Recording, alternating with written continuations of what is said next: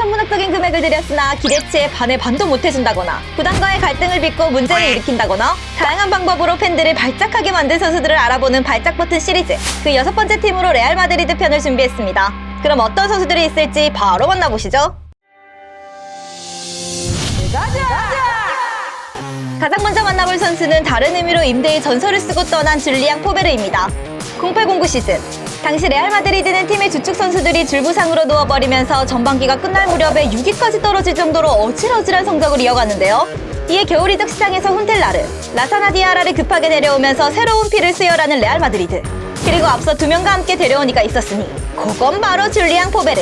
훈텔라르야 네덜란드에서 득점왕을 거머쥘 정도로 주가를 올리고 있었으니 그렇다 치고, 디아라도 첼시, 아스날을 거치며 어느 정도는 검증된 선수라 치지만 포베르는 장기 부상의 영향으로 풀핏도 아니었는데다가 네임밸류가 비교적 너무 떨어지는 뜬금없는 영입이었기에 레알 마드리드의 팬들도 이게 뭔가 싶었죠. 당시 자료를 좀 찾아보니 원래는 위건 소속 발렌시아를 영입하려 했지만 합의가 되지 않았고 급하게 포베르를 임대 후 선택 이적 옵션으로 데려오게 된 거였다는데요. 어찌됐든 포베르는 임대 기간 동안 출전한 경기는 단 2경기, 그것도 교체로 투입돼 총 54분 뛴 게 고사.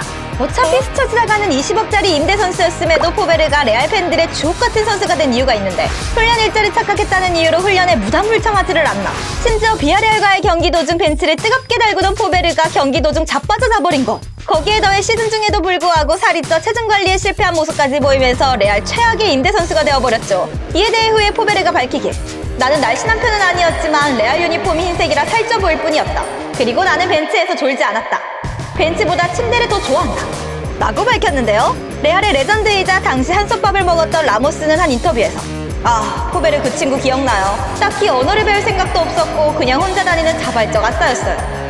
그리고 그때 포베르는 경기 중에 졸았던 게 맞아요. 뭐 시차 적응이 덜 돼서 그랬나? 라며 포베르를 저격했죠. 이어지는 레알의 주옥. 뭐야 이거 왜 이래? 인터넷을 바꿔야 되나? 어디서 바꾸지? 아정당당당당. 지금부터 광고 타임. 주님 감사합니다.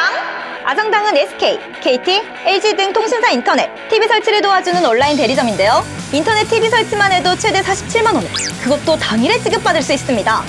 에이, 이런 곳은 비싼 요금제로 눈탱이 치고 그러던데? 땡! 이런 온라인 대리점은 사기 아님? 라고 생각하시는 분들 주목! 아주 많은 현금, 정직한 요금, 당일 지급.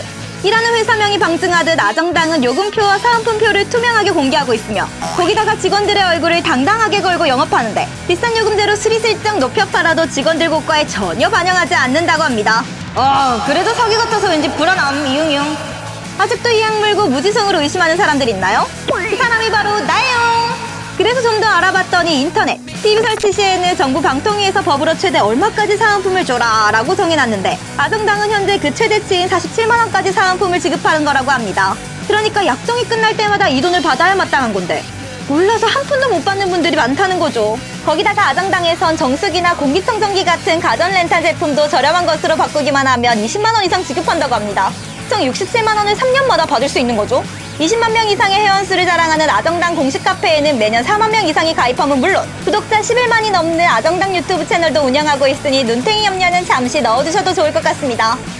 아정당 유튜브 채널에는 매달 100만 원 상당의 최신형 휴대폰을 증정하는 구독자 이벤트도 진행 중이라니까 당장 휴대폰 줍줍하러 가자. 근데 계열받네? 얼마 전에 인터넷 설치했는데 나는 땡전 한 푼도 못 받았는데. 이씨. 돌아왔다. 이어지는 레알의 주옥같은 선수는 이아라멘디입니다. 1314 시즌 사비 알론소의 후계자를 찾던 레알은 소시에다드에서 리그 베스트에 들어갈 정도의 활약을 보인 이아라멘디를 약 550억, 바이아웃을 상회하는 거액에 데려오게 됩니다. 약간 오버페이 느낌이 물씬 나긴 했지만 차세대 알론소라는 평가에 엄청난 기대를 모으게 되는 레알의 팬들. 하지만 뚜껑을 열어봤더니 알론소는 무슨, 나올 때마다 눈물 나는 경기력으로 팬들의 뒷목을 잡게 만들었고 1415 시즌 리그 워스트에 등극하는 기염을 토했죠. 그러면서 심리적 압박을 이겨내지 못한 이아라멘디는 더욱 부진한 모습을 이어갔고 단 2년 만에 친정팀인 소시에다드로 복귀하게 됩니다. 딱 절반 가격인 270억 정도예요. 그래도 악성 재고 처리했다고 레알 팬들은 개이득을 외쳤는데, 소시에다드로 이적 후 부담감이 해소된 탓인지 펄펄 날면서 레알 팬들의 혈압을 솟구치게 만들었죠. 다음 만나볼 선수는 레알의 MD7, 마리아노 디아스입니다. 레알 유스 출신으로 수많은 선수들과 같이 출장 기회를 그리 받지 못해 리옹으로 이적했었는데요. 그리고 리옹에서 펄펄 날면서 34경기 18골 4도움을 기록, 벤제마의 부진과 호날두의 이탈로 고민이 많던 레알은 마리아노를 한 시즌 만에 방출할 때보다 약 4배 많은 430억을 지불하면서 데려오는데요. 그리고 그의 등짝에는 호날두를 이어 7번이 꽉! 당연히 호날두급의 활약은 기대도 안 했지만 이건 진짜 해도 너무한 게 이 일이 이 시즌까지 총 4시즌 동안 6번의 부상 그리고 18,810분 중 고작 1,907분을 뛴 게 전부. 지금까지 단 7골이라는 초라한 성적을 보였습니다. 그럼에도 출전 기회를 찾아 떠나기는 무슨. 레알에서 누구보다 행복하다며 계약 기간 꽉꽉 채우고 나갈 예정인 마리아노. 그도 그럴 것이 레알 경기를 1년에서 직관이 싹 가능한 데다 레알이라는 대기업 타이틀. 무엇보다 일주일마다 통장에 1억 3천만 원씩 달달하게 쌓이기 때문이죠. 혹자는 그러더군요. 인생은 마리아노처럼. 다음 레알의 주옥 같은 선수는 안토니오 카사노입니다. 축구 역사상 최악의 멘탈을 가진 선수들 중 하나로 악마의 재능이라 불렸던 카사노. 골 때리는 성과의 사생활과는 별개로 또 축구 하나는 기가 막히게 찼었는데요.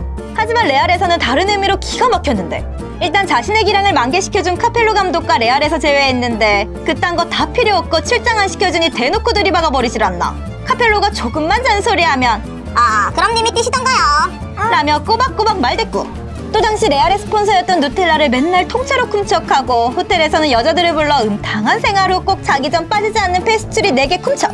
이렇게 단 7개월 동안 축구선수란 양반이 14kg나 찌는 미친 광경을 보여줬죠.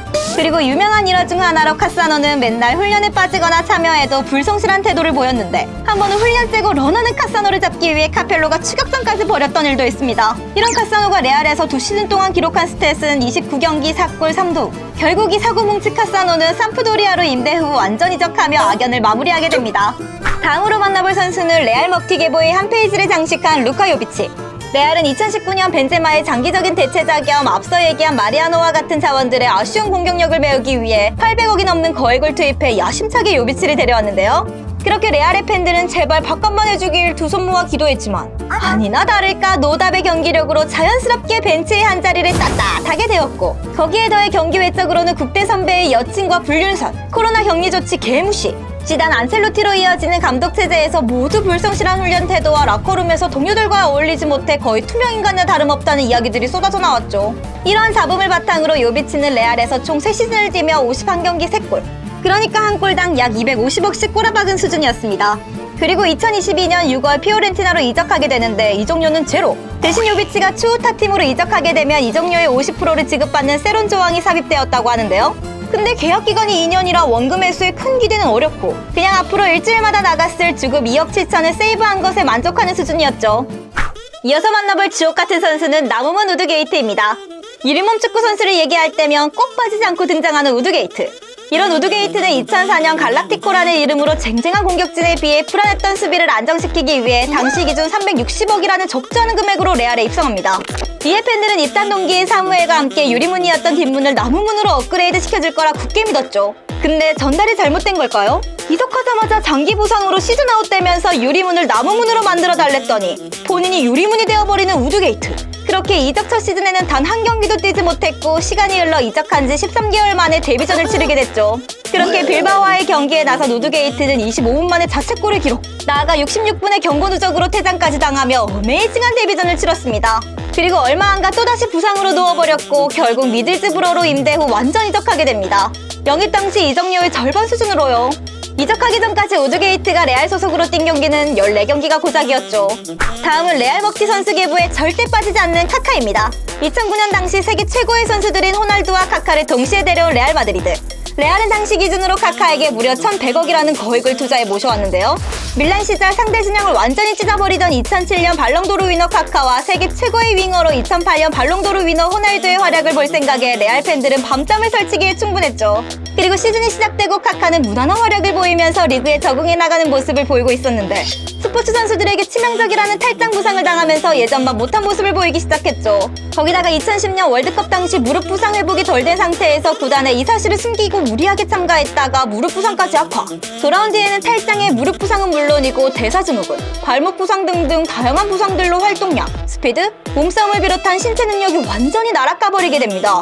그렇게 골골대며 그저 그런 선수로 전락한 카카는 점점 입지를 잃어갔고 몸담은 4년 동안 받은 총 연봉 600억을 고스란히 받아 챙기고 자유계약으로 떠나게 됐죠.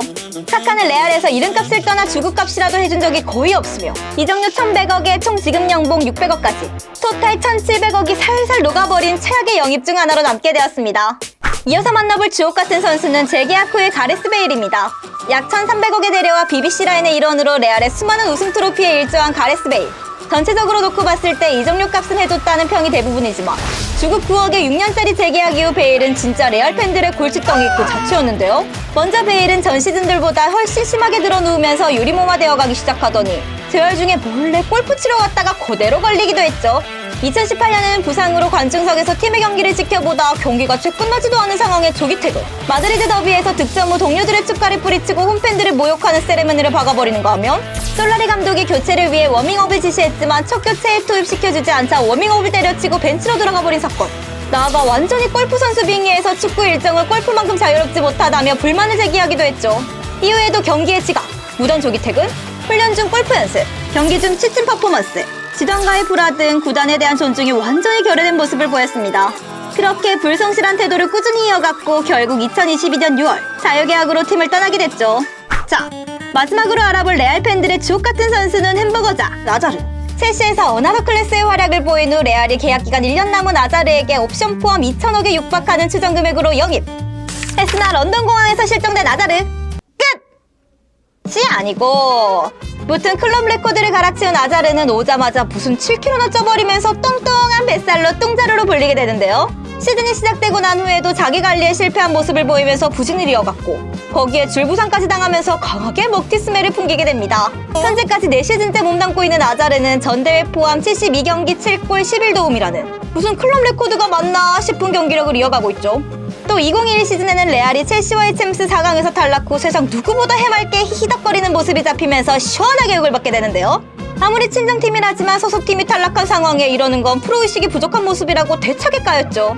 또 과체중과 더불어 햄버거층이라며 욕을 뒤지게 먹었음에도 불구하고 맥도날드 모델로 등장하며 팬들의 뒷골을 닫게 만들었습니다. 시간이 흐를수록 더욱 답이 없는 기량을 보이며 선수의 가치를 평가하는 트랜스포 마켓 기준 2100억에서 170억까지 폭포수처럼 흘러내린 그래프를 형성하고 있는 아자르. 이제는 레알 팬들조차 기대 1도 없는 상황이며 원금의 수는 개뿔. 현 상태에서 이 정도 몸값의 아자르를 사갈 팀은 없을 것으로 예상하며 얼른 팀에서 나가주길 기원하는 선수로 전락했습니다.